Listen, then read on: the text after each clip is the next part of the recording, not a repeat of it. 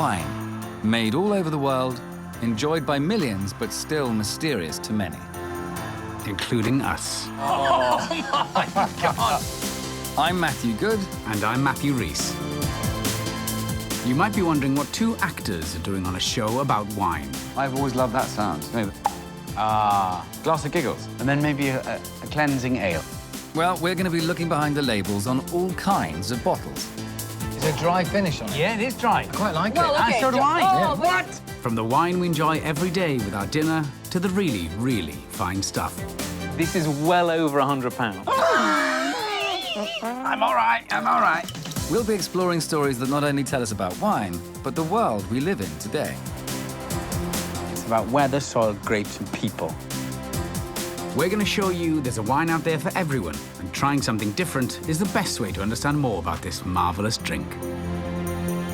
Knock me down with a feather. Indian rosé. Wow. But we're not doing it alone.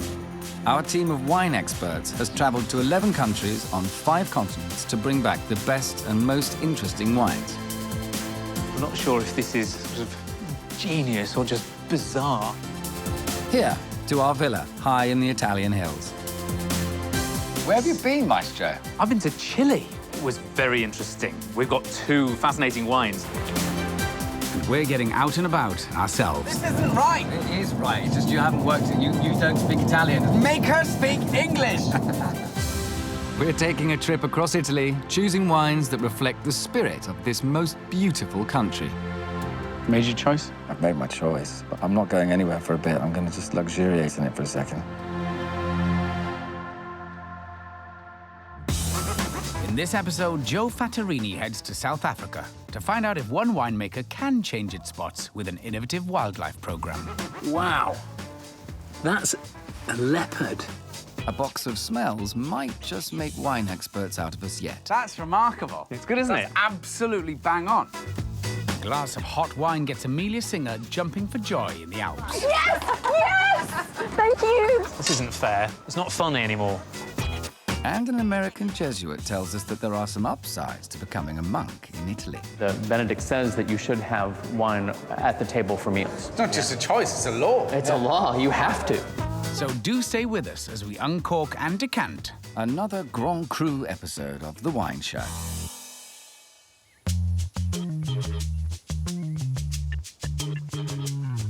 He never brings back a souvenir, it's only wine. Never a T-shirt, something beaded. Hark, methinks I hear loafer. It is time for Journeyman Joe. Here he is. Tell us, yes, where have you been this time? I have a question for you. Have either of you been on safari? Nope, I have. Have you? I have, fortunately enough. I went on a wine safari. I went to look at animals, all in the course of wine research, in a place called Robertson, which is east of Cape Town in South Africa. Did you see the big 5? Well, I could tell you, but that would be giving too much away, I think. Well, don't tell any more. Let's find out what you did in South Africa. And judging by the first shot of this film, he became our very own baboon gladiator.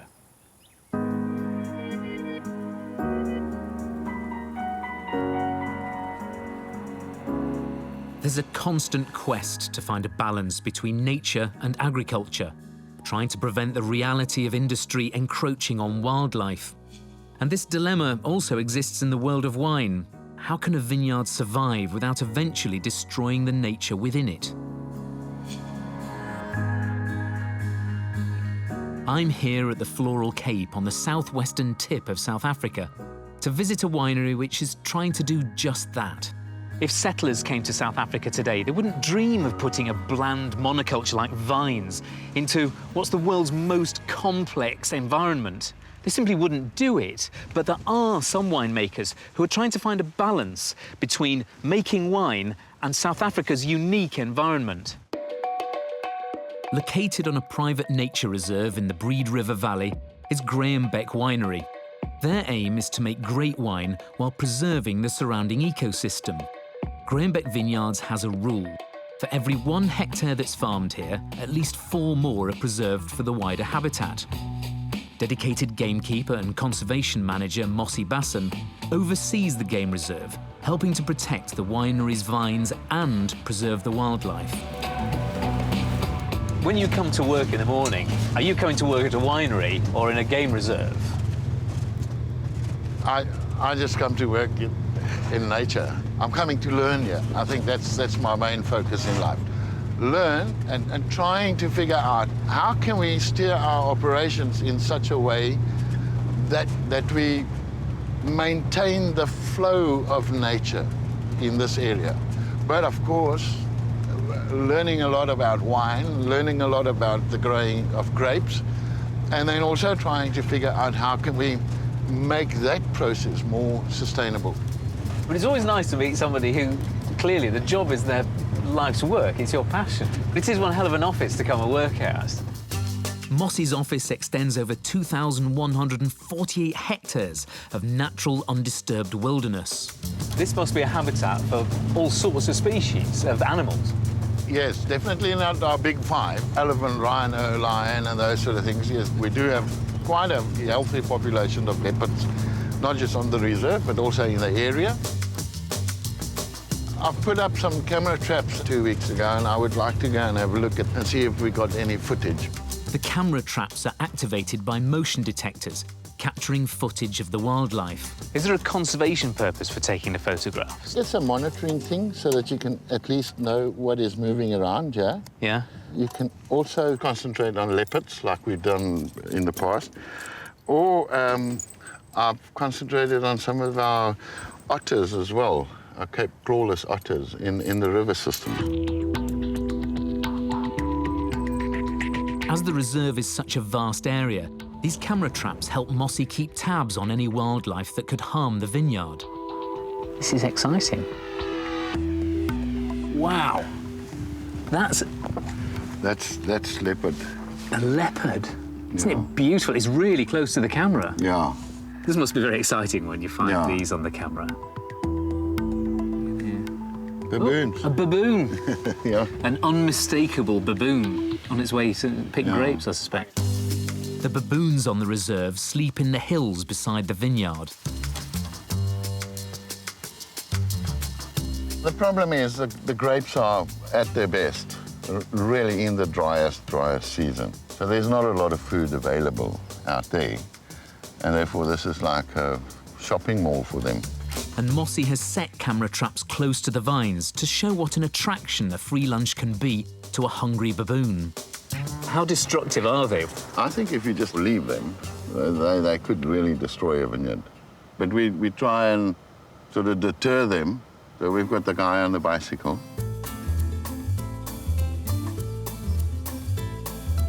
And he's got a white flag on his bicycle. And then we've got the white flags all along the post here as well, all along the fence. And that sort of confuses the guys a little bit, because they never know, is it now the guy on the bicycle or is it the flag? So they tend to stay away. So this is his job, he'll cycle around? This is his job. He'll just patrol this fence the whole day and keep an eye on the baboons. Hello, Gershwin. How's it? How are you? Have we seen any baboons today? No. Not yet. How do you feel about the baboons? Do you like them or do you find them difficult to deal with? They watch me. When I go that side, I come here, then they are here. But when the time I was here, there was no one. You want to have a go on the bike? I think I've come this far, I have to have a go. Can I borrow your bike, Gershwin? Yeah. Right, have you any tips? Is there anything I should do? Keep a good presence. Keep a good presence. I'm going to... I will ring, and I'll give you a shout if I see any and I get worried. Here we go. Right.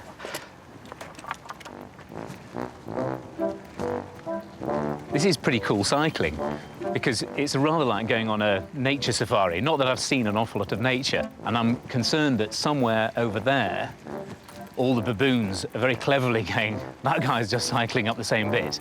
So we're going to go across and eat loads and loads of grapes, in which case I'll get into terrible trouble for being the world's worst baboon patrolman. I'm enjoying this very much. The views are extraordinary.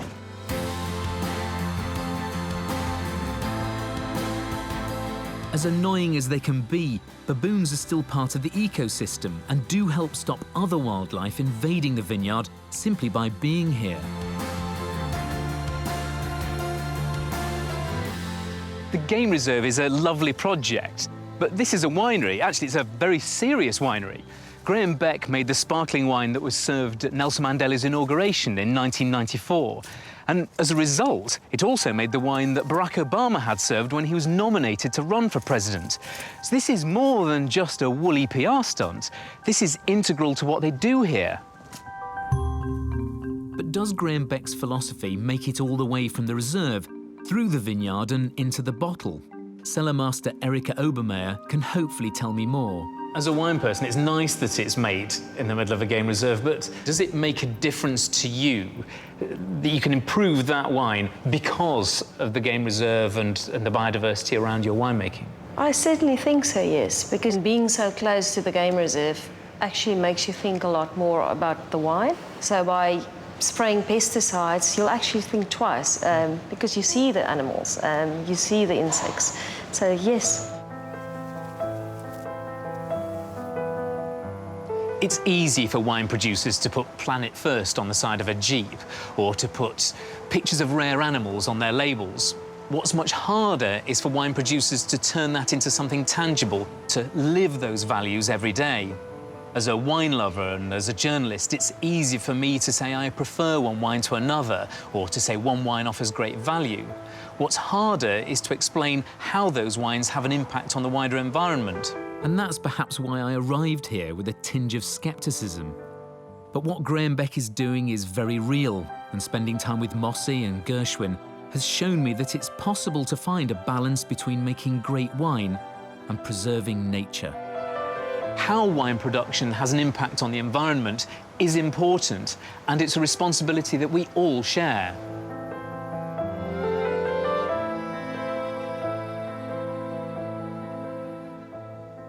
Right, well, I'm excited by the Graham Beck. Now, Let's get started with it. This was at Nelson Mandela's inaugural. Not exactly this one. It's not that I don't think you're thoroughly deserving, but actually, you could enjoy this just as much. This is exceptional wine. I mean, these are some of the greatest sparkling wines in South Africa, I think. Oh, it tingles. It's the same grape varieties that you would go and get in Champagne. There's an immediate sweet, which obviously panics me, and then a sort of a dry finish immediately after. You get it. There's a zesty apple fruit. I think you should get in there as well. Yeah, I get it. I get a bit of that. Yes, but I'm very easily led. So what, Pinot? Pinot and Chardonnay. Beautiful. Protected from baboons. How? Not always. Not always. Not always, my chum. It was going around, and you can hear them in the background. They're making noises, absolutely. There was one called Jackson the baboon, and he's very clever. He's a lone male. He's like a nemesis. Like me. Yeah, and he is, and he goes and gets the grapes. Let's go on to the Wayfarer, because that's exciting to me, a Chenin Blanc, because I'm not necessarily the biggest fan. This is a thing that you should go and try, because South Africa is evolving. Previously, you'd go and get a Chenin Blanc. Yeah. That would be all you would get. Now winemakers are saying, you know what, we can make wines that are more adventurous and bold, and they blend that very zingy, fresh character of Chenin Blanc with something here which is much more tropical. Ooh. Yes, zing. Get that? Zing-a-ding-ding. On the palate, I can see it's hitting you hard. Tropical. It is. It is, actually. You got it straight away. It's like a bongo. Drink it in the jungle, do they? Congo. In the Congo, A hippo took a lime, a lemon and a mango. Oh, okay. Right, can we get back? Sorry. There's a spice that sits in the back of your palate. It makes you... Yeah. It does do Stop that. doing that. It's really weird. That's a wine tasting note made for radio. You moving your jaw a bit. If you want to know more about how the wines are made, about the baboons, the prices, it's all there on our website. Is this a burp or a lion? No, I like it very much. How did you learn to do that? South African wines. Still to come, Calabria's coolest chef pairs some hot stuff with some sweet wine. You blanch them on boiling oil, and they blown up like a crisps. All roads lead to Rome as we try to find a holy wine for our Lord and Master. Don't think we could potentially take a communion wine back to Joe. And Joe and Amelia go head-to-head, almost, high in the French Alps. I haven't done anything like this, looking somebody in the eye. Like doing a proper wine-off. Like a proper wine-off for a long time.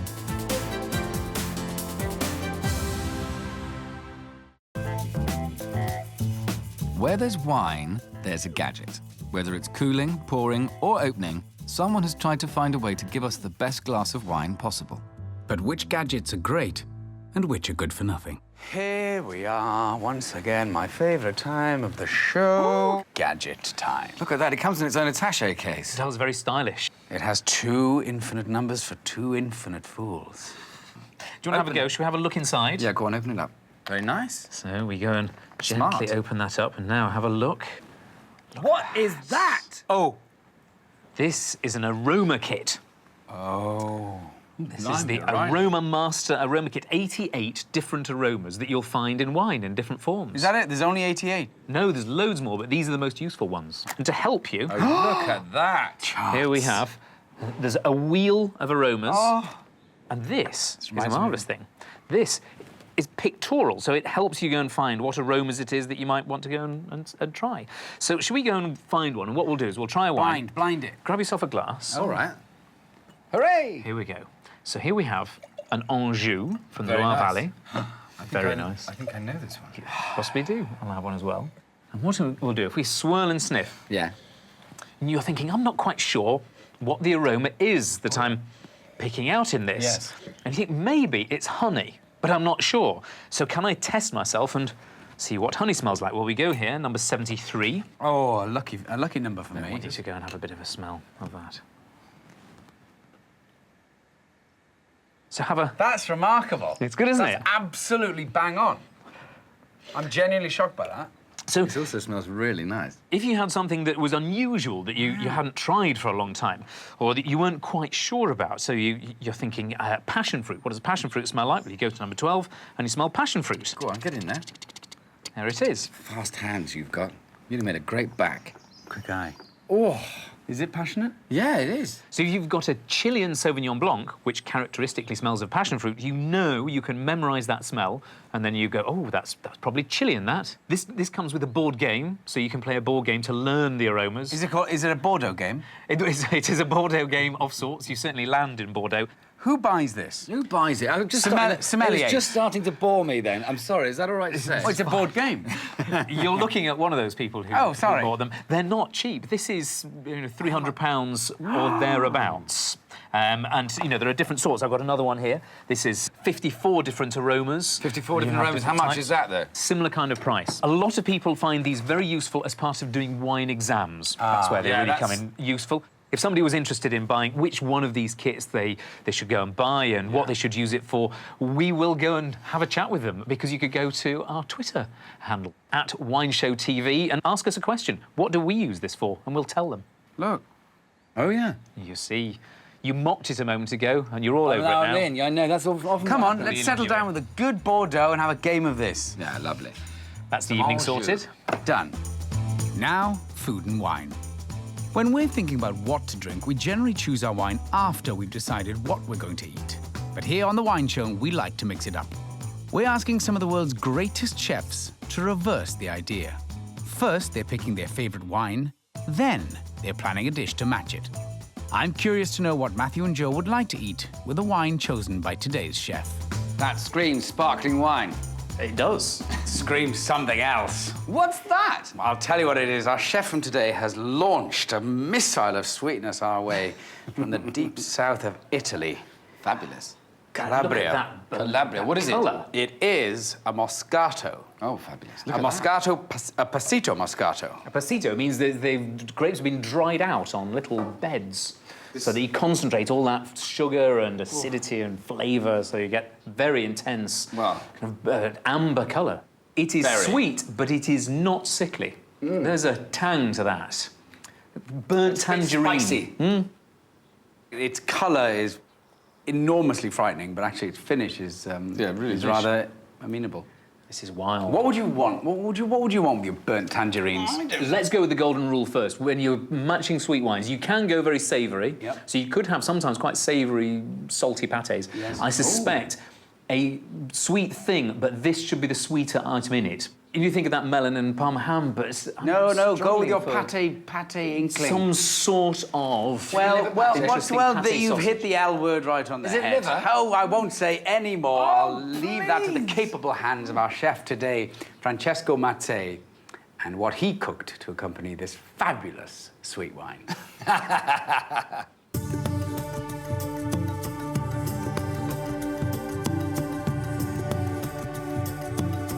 My name is Francesco Mazzei, and I'm the chef patron of Sartoria restaurants in London. I'm not a Londoner, I'm a Calabrese, and today we are in Calabria. Coming back to Calabria for me is like 1 day, 2, 3 days of full inspiration for my menus. At home, we always used to make Chiron wine. So we were not allowed to buy wine because the mentality of my grandfather and my father is, oh, the wine in the bottle is not good for you. Well, I don't remember the first wine I had because I got drunk. Moscato di Saracena is a sweet wine. And I fell in love with the wine, first of all, because I made the family. There is 3 grapes involved. The Guarnacha, the Malvasia, and the Moscatello. The passion the family puts into it is second to none. Right, good.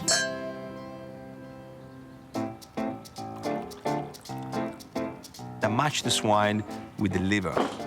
And usually in Calabria, are you crazy? You sweet wine with the liver? But if you think about it, with the strong flavor of the liver, with the sweet wine, the combination is absolutely perfect.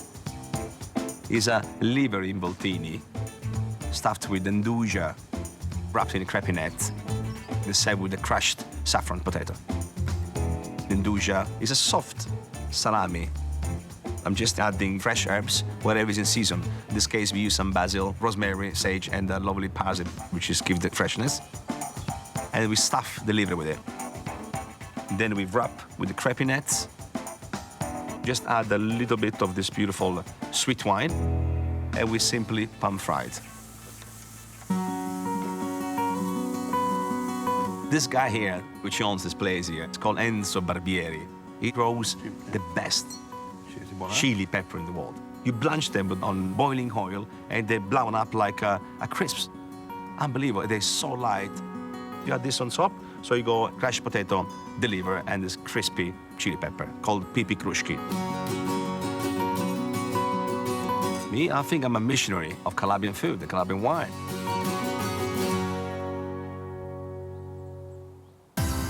Still to come, memories of Barry Island are evoked for Rhys by some rather holy wine.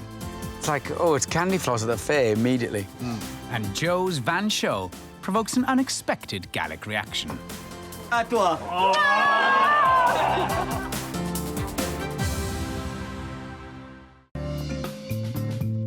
Italy, a place where food and wine dominate life like no other nation on earth. But in a country with 350 wine varieties and even more type of grape, just where did 2 novices start?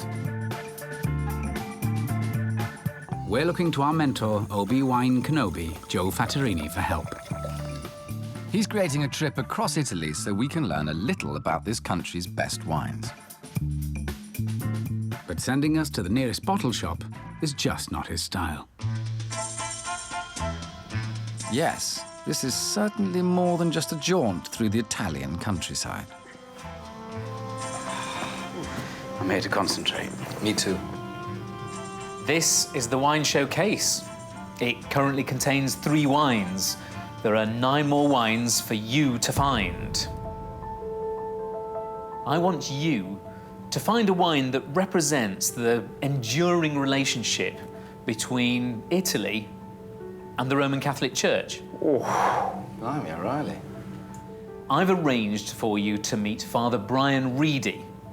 He's a Jesuit. Where do you think you go to meet a priest in Italy? Church. Probably something like that. Vatican. The Vatican. Good one. Right, go on. Now? Yep. Yes. Oh, Vaticano, eh? I'm all right with that. So all roads lead to Rome. Deeply fortunate as that is where the Vatican is. And where we are going to meet our thoroughly modern priest. Why are you on the phone? just having a look at his Facebook page so we know what he looks like. Oh, you got a Facebook page? He's got a very impressive Facebook page. How long do they have to train for? Jesuits, 12 years. 12 years. One for each disciple. One for each disciple. But I mean, that's, you know, that's like doing an architectural degree and a doctor. Being a doctor. Yeah, being a doctor. Ah, Father Brian, lovely to meet you. Absolutely great to meet you. Nice to meet you, Father. Thank you for coming. Well, the reason we're here... Joe, our mentor... Yes, has sent us to find a wine... Which effectively encapsulates, you know, Rome and Italy's relationship with the church. So, but we're kind of stumped slightly by that, so we need a bit of guidance. As to where to go. Yes, wine and religion. Okay, well, I'm actually looking for a new wine for my community. So there's a little store not too far from here, and we can go. And Off license. I can pick up a couple bottles, and we can try some things out. Divine. I'll follow you. So what else do we know about our Father Brian? Well, he's an American priest who's been in Rome for 18 months and, like the present Pope, is a Jesuit. The Jesuits are known for their love of the finer things in life, and that includes wine. So he's the ideal guiding hand for our mission. I think we're in the wrong place. Yes. Yeah, pretty much it's one-stop shopping for everything in the church. And then, of course, they also have the wine and bread for Mass. Take us through, you know the way. So it looks like we've come to the shop that sells everything any self-respecting Catholic Church needs to celebrate every part of the Christian liturgy, from hatching to dispatching. There's all the kit required. And that includes wine, which is, of course, central to the Catholic Church's most holy sacrament, communion, or Eucharist. This is it? So all the wines are here. They have Hidden away. Yeah. So they have 2 fortified wines. This is the red one. This is one of the ones I'm going to get, like a Vin Chaud. Sweet. These are both sweet. They're both. And then Poor old Rhys. He's not a fan. This is going to be fun. Well, and then there's a dry. This is 13%. Oh, he's dry, all right. Yes. And it's a dry white. It's kind of a rosé, I think. Right. Brilliant. So where do we open these up? So much to Rhys's displeasure, Lives up to its name. It's definitely dry. we are tasting them to help Father Brian pick wine for his fellow priests. Very dry, isn't it? Certainly sweet. Certainly sweet. It's good to know that so much thought goes into choosing wine for the Eucharist. Oh, yeah, no. I really don't like this one, yeah. The symbolic color red is a consideration. These are both too light for the good blood symbol. As is a pleasant taste. That's my favourite. Yeah. The red, the drama, the everything. Port. Yeah, not only does it have the symbol, because it has the better color, but... Purely from a visual, you'd want to go with that, wouldn't you? Yeah, definitely. Great. Well, I'm glad, I hope, we've helped you with your choice, Father. Yes. However, sadly, I don't think we could potentially take a communion wine back to Joe. No, it needs to be slightly more accessible. Yes, a little too literal. A little too literal, yes. Yes. Luckily, Father Brian has another idea. He's taking us to meet some winemaking monks. So where are we headed, Father? We're going to the Benedictine Olivetan Monastery of Mount Oliveto. The Abbey of Monte Oliveto Maggiore is a 3-hour drive north of Rome, deep in the heart of the Tuscan countryside. Father Brian may be regretting his decision to get in a car with us. There.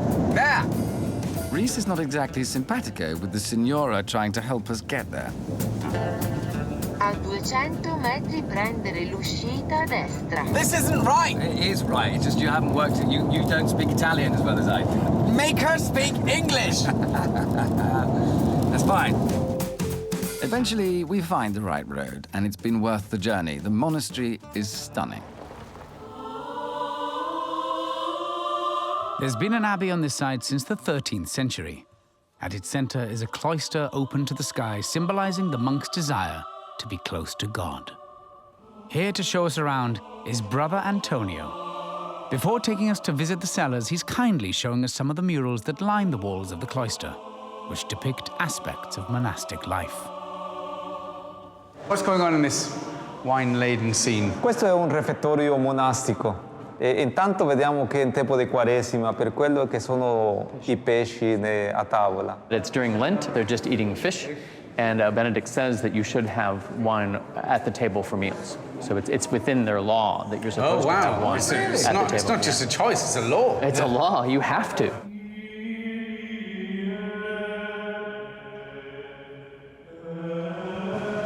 Oh, wow. Wow. It's incredibly impressive. Reminds me of school. Hogwarts. Yeah? Hogwarts. Yes. So this is the refectory. This is where the monks would have their meals, take their meals, all 3 meals during the day. They eat their meal in silence. And why in silence, specifically? What it does is it opens up just nonverbal communication. There's a conversation that occurs between you, a communion between you and the world. The silence actually helps you open up that communication and recognize that these fruits and vegetables, these animals, this wine, this bread is being given to you from the earth. And so it opens up that dialogue. Table wine is as sacred to the monks of the Benedictine order as sacramental wine. It's stored in the monastery's cellar. Brother Antonio has chosen 2 wines for us to taste, a red, Grance Sinisi, and a white, Vermentino. When did they first start making the wines here? Diciamo che è una tradizione monastica dal 1350. Prima era più per autoconsumo, invece per vendere dal 2002. Wow. What was the reason behind that? Perché abbiamo piantato più vigne e quindi è un mezzo anche del lavoro del monastero per ingressi, no? Oh my lord, that's really lovely. Don't you think? Am I on my own here? No, that's very nice. I like that. It's very light. Yes. It's sort of the really nice universal temperature. term, drinkable. Yeah, very drinkable. And do you use the rosso, the red, in your own services? No, solo il bianco. No, solo bianco. Oh, interesting. Perché bianco? Il bianco perché non macchia. E poi è questione di pratico. Should we crack on with the red? Sì. Ora noi facciamo il vino rosso e lo facciamo un blend dei 3 vitigni, Sangiovese, Cabernet Sauvignon e il Merlot. Però quello con percentuale maggiore è il Sangiovese, un 60%. Grazie. I love that sound. I do. It's like your birthday. It is. Happy Christmas. I love the colour and its lightness, and so therefore, I mean, it doesn't. The alcohol in it, obviously, it doesn't seem that much. It's sort of what, around 12%, something like that, is it? 15%. E la nata che stiamo assaggiando è il 2012. That's surprising, because, I mean, wines are often around 12, and the fortified wine, the Vinsanta that we had in the shop, was only 16, only 1% higher. So, Well, that's true, but and this is so much, Nicer. for me, so much nicer. Yes, I'm afraid. Yeah, sorry to say, the journey by road and by wine has been enormous from what we tasted at the shop. I'm glad the field has been opened. All that remains is for us to make our selections for the wine showcase. Not so quick, my furry friend. There is another wine sold here that Father Brian would like us to consider before we decide. A local Van Santo or Saint's wine, which is closer in style to the communion wine we tried earlier. Here you go. Thank you. Oh, I can smell Oh, it. yeah, I've got it. It's like being hit in the face by that bouquet of... That's pretty heady. It's a sherry head, that one. Oh, it's a sherry disguised, masquerading as a wine.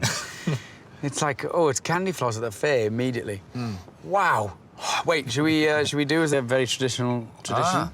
Yes. Bit of biscotti. Biscotti. Take away the taste. Double sweetness for you. I'm not. I'm going to go...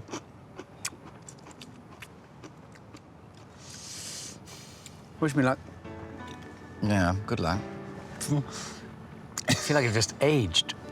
So, you made your decision? I have made my decision. You? I have. All right, then. Here's to it. Yeah, here's to it. Good luck. Cheers, Rhys. Cheers, my love. I think that is the last sweet wine you're going to have to taste.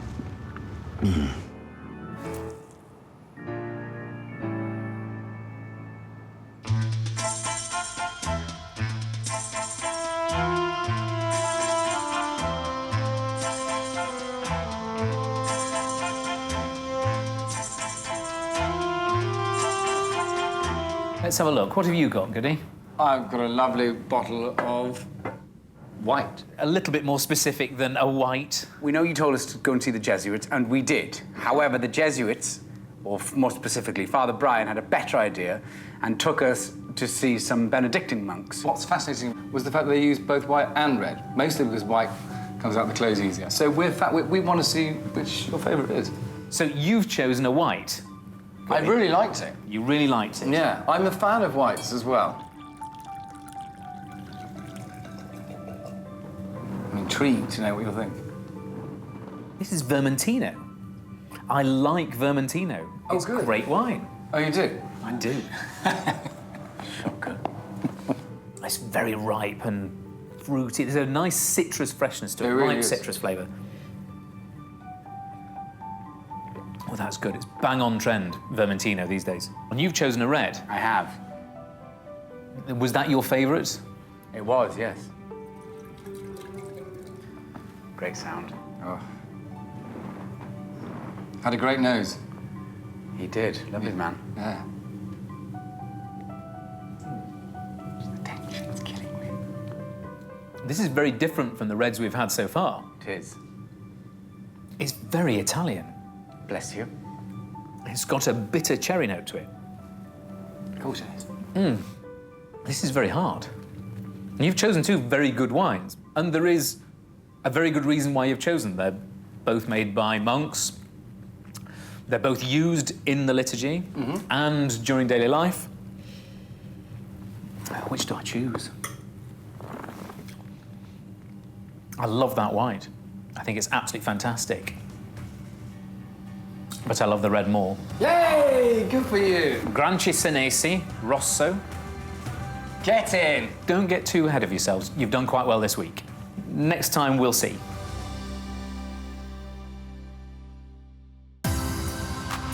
Still to come. Can you make Vin Chaud with a white? Yes. You can experiment. The traditional version is with red. To prove it, Joe and Amelia find out from the grandmasters of hot wine in one of the coolest ski resorts in the Alps.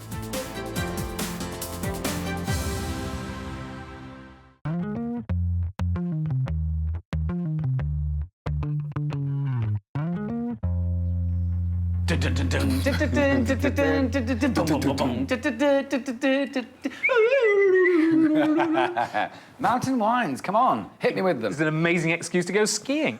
Look, have a try of this. This is a Jacquard. We've been trying wines from the mountains. I've got a Jacquard just for you to try now, which is a light, fragrant, elegant wine, often enjoyed over a little lunch, maybe with some cheese and a fondue out in the mountains. In a bit, you can try this, which is from a little bit further up the road. It's a Chateau Chalon. It's got a great print, this one. It does. It's a distinctive bottle, so we'll come back to that later. But what do you think of this? It's got the flag of Switzerland on the front. I know, which is off-putting. No, it's a big plus. Oh, it's a neutral wine, this one. It's the flag of the House of Savoy, because we're in Savoie. Oh, savoir faire. That makes much more sense. I didn't go on my own. I went with Amelia Singer, and we went and had a bit of a challenge. Hope you kept your Glühwein to yourself. Very much so, absolutely. And it's not Glühwein in the Savoie, it's Vin Chaud. Can you make Vin Chaud with a white? Yes. Can you? You can experiment. The traditional version is with red because you want that rusty, hearty style. And actually, these are very delicate wines. And can I just say, they are in many ways quite similar. It's quite difficult sometimes to distinguish one from another. I'm just getting that in now. Really? Okay. Okay, well, before we get to taste this other, and I know you're excited about it, I'm just excited by its shape. Let's find out what Amelia and Joe got up to in Megève, France. What makes a great ski trip? Good snow, well-bashed pistes, good company, and of course, lively après-ski. So for a wine lover, there is no better place than Megève. Nestled beneath Mont Blanc, south of Lake Geneva, Megève is a town in the Haute-Savoie region of the French Alps. And if you combine Savoie wines and skiing, you've got the perfect place for a pair of wine-loving skiers. When skiing in Megève, you don't order Jaeger bombs and cheap shots at the end of the day. This is an exclusive resort, and Joe and I have been tasked with educating you on what to drink when you're here, and you can't find an 18 to 30 bar. The region of Savoie is home to 23 grape varieties. These aren't just cool climate, high-altitude vines. The steep, sunny exposure of some of the vineyards ensures a long ripening season. You ready for this? Oh, yes. I am Built up so enough excited. time, working hard. Well, I know, now For we us need to tell you what to drink, obviously we'll need to taste a good variety of the local wines. But as we're going to have more skiing to do this afternoon, and wine tasting isn't good for balance, we're stopping for a big, hearty French lunch at Megève's famous L'Alpette. This is the classic Alpine lunch, isn't it? It is. I think we should have some wine to go with this, don't you? I think so. Right. Could we get hold of the wine list? Yes, of course. We're assuming we'll be spoilt for choice here, quite sure what I'm gonna but the choose, producers have got to L'Alpette's manager, Laurence Drevon, before Thank you us. very much. I say we'll have to choose together. Yeah? It turns out maybe not. Dear Joe and Amelia, sorry. But this isn't quite the jolly holiday you may have thought it was. Served with your traditional mountain lunch will be 3 white wines from the Savoy region. Oh, no. And we'd like you to identify them. Great. There's another part. After lunch, ski down to Megève's main square as quickly but as safely as possible, where your final task is to enjoy a glass of Vin Chaud with the locals. I haven't done anything like this, looking somebody in the eye. Like doing a proper wine-off. Like a proper wine-off for a long time. Right. Good luck. Thank you. Thank you very much. Thank you very much. We only have 3 wines to sample, so this should be simple. As much as Joe likes to talk the talk, I'm going to enjoy watching him swallow his words. Even though Amelia looks like she knows what she's doing, it's all a bit of bluff. I think I'll soon be bathed in glory. Wine number 1, I know what this is. It is an Altesse, a Vin de Savoie Roussette. I actually think I know the producer. Do you? Mm-hmm. All right, who do you think it is? Domaine Bouvin. Which is the wrong answer. I have written down the producer here. Domaine Saint-Christophe Prieuré. That's the producer of that wine. Are you ready to be deeply ashamed? Mm-hmm. Who gets to see the label first? We are both wrong. Domaine Jean Masson Apremont from Savoie. Oh, it was a Jacquard. Oh, dear. OK, number 2. This is the one where I streak ahead. This wine is a Chasselas. That's what I thought too.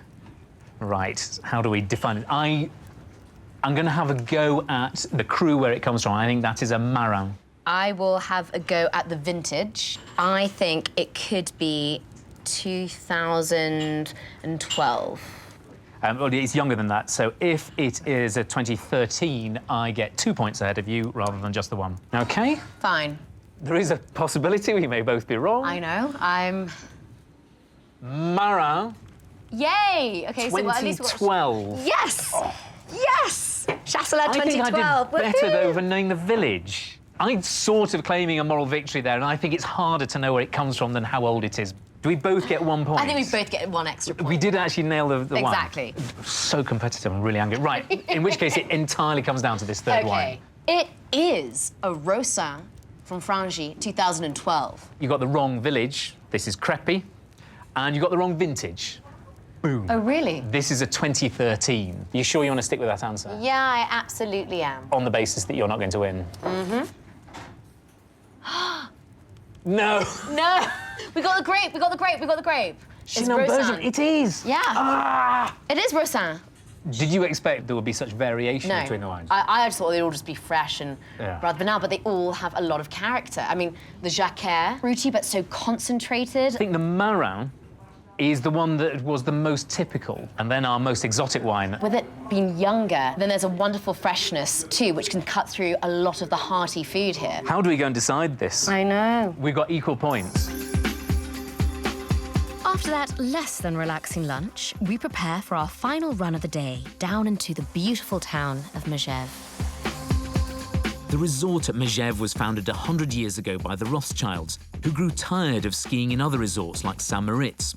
One thing is constant in France, and that's to finish the day with a glass of Vin Chaud. Waiting for us in the town is Kiki, who runs a stall serving this lovely hot wine to the resort skiers. Bonjour, monsieur. Bonjour. De Vin Chaud? De Vin Chaud, s'il vous plaît. Yeah. Seriously? After that, I genuinely thought we might be able to have a Vin Chaud. Look, it's another letter. Dear Joe and Amelia, sorry, but no time to relax just yet. Being wine experts, we thought you'd like the opportunity to share your favourite recipe for Vin Chaud. And just to make it a little more interesting, the best Vin Chaud, as judged by your customers, will get a special prize. The loser. Well, let's just say we hope you're good with a shovel. I'm starting straight away. There's no time to muck around. I'm basing my Vin Chaud on a local red wine. To it, I'm adding sugar, cinnamon, bay leaves, cardamom, and some oranges. I'm using basically the same ingredients as Joe, but I'm also adding some star anise, vanilla, and spiced rum. I'm watching Kiki's face. He's looking slightly horrified. Our second wine off is ready to go. We're against the clock this time. Vin Chaud, hein? With honours even so far, whoever's Vin Chaud goes down best wins. Mesdames et messieurs, très bon Vin Chaud, ici. You chaps make this every year? We do. You have to see which is the best. It's quite sugary, to be fair. Which tastes best? Well, this one, obviously. Oh. I actually prefer that one. You prefer I mine? prefer that one. No! I'm flying now. En Oude. It's a hard choice. It's a hard choice. I like yours. Yes! Sorry. No! Mine? Yeah, we won't tell you who's in the lead just now, helmet hair, anymore. Yes! Yes! Yes! Thank you! This isn't fair. It's not funny anymore. This is so disappointing.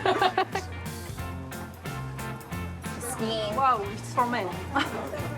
Not for women. It's yours. Oh. So you've made one for blokes. I made one for blokes and you made one for I've made women. one for women. Watching very closely. Yeah, and he went back to mine. À toi. Oh! You going to try? Oh. Come on, yes. If you like it, I'm looking forward to being kissed by you more than this gentleman. Mine's the really nice one. Yeah, I agree. It's softer, yours. Softer? Yeah. It's more delicate. Ah, Oh,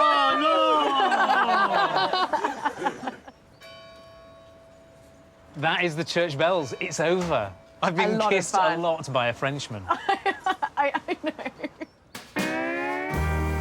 However, there has to be a winner. Good afternoon. Welcome to the spa. This way. Slow, just take it slow. Take it easy, honey. Oh, don't you know you're gonna get there whether you decide to run. Sometimes it pays to have a younger, fresher palate. So take it slow. Yes, Amelia, don't gloat. Sometimes it pays to have an expert friend to help clean up after the ponies. Just take it slow.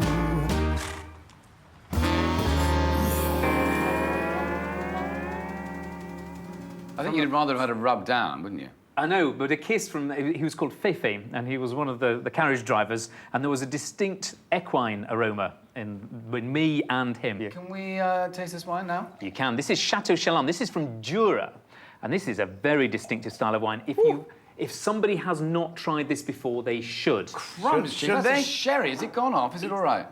It's exactly what it's meant to be like. It's made from a grape variety called Savagnin. It's not Sauvignon. It looks similar. Savagnin. Savagnin. And it's grown at high altitude. And the way it's made is similar to sherry. So it goes into a barrel, and a layer of yeast, floor it's called, sits like a blanket, and it rests under there for years. You said everyone should try this. Why? Because it teaches you a lot about your palate. What you'll find when we tried the Roussette and the Altesse and all the varieties that we tried in the film, these all have a viscosity on the palate. This is totally devoid of viscosity. The yeast feeds on the glycerol, which is a thing that coats your mouth. Have you ever had to clamp down on a huge piece of cardboard because it's such pain? Yeah.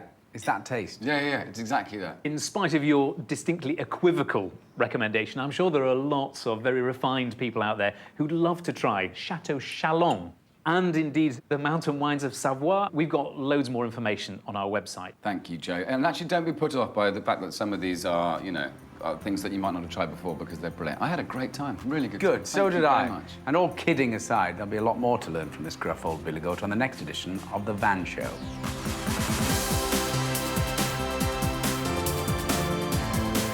Are you getting a sort of creamy, yeasty character? Yes, very much so. And I was asking, Rhys. Honestly, you are full of the tasting notes. Can we have something from the Welsh correspondent, please? There's an immediate sweet, which obviously panics me.